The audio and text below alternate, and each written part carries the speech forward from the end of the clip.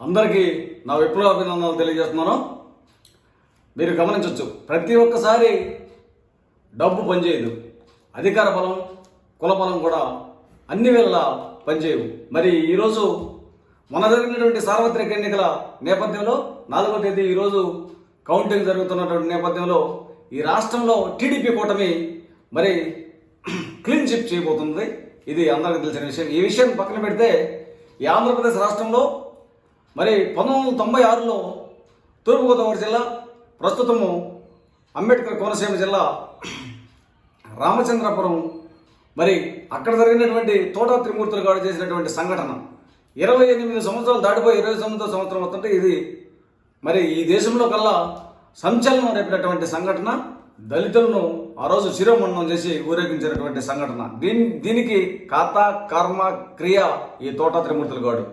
దీనిని వీడు ధనబలంతో, రాజకీయ బలంతో, అండబలంతో మరి అంచెలంచెలుగా మరి ఏ పార్టీ అధికారంలోకి వస్తే ఆ పార్టీలోకి చేరి వీడి యొక్క ఈ కేసును దిగజారుస్తూ 28 సంవత్సరాలు గడపడం జరిగింది. అయితే నిన్నగాక మొన్న విశాఖపట్నంలో ఉన్నటువంటి SC/ST కోర్టు వీడికి శిక్ష ఖరారు చేస్తూ తీర్పునివ్వడం జరిగింది.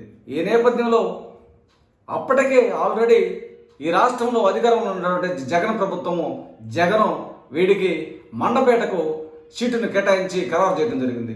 శిక్ష కోర్టు ఖరారు చేసిన తర్వాత కూడా ఈ రాష్ట్రంలో ఉన్నటువంటి దళిత సంఘాలు, కుల సంఘాలు అనేక విధాలుగా జగన్ ప్రభుత్వాన్ని, జగన్ని మరి మొరపెట్టుకోవడం జరిగింది.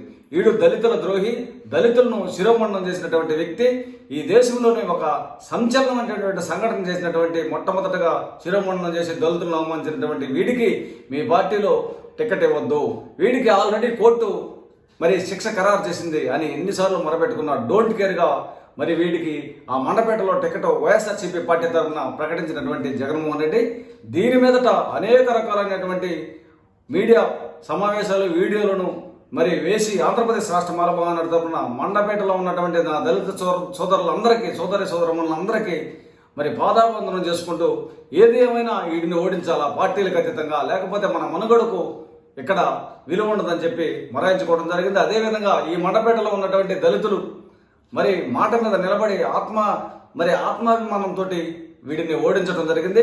మరొకసారి ఈ మండపేటలో ఉన్నటువంటి దళితులందరికీ ఆంధ్రప్రదేశ్ రాష్ట్ర మాల మహానాడు తరఫున ప్రత్యేకమైనటువంటి జైభీములు తెలియజేస్తున్నాను.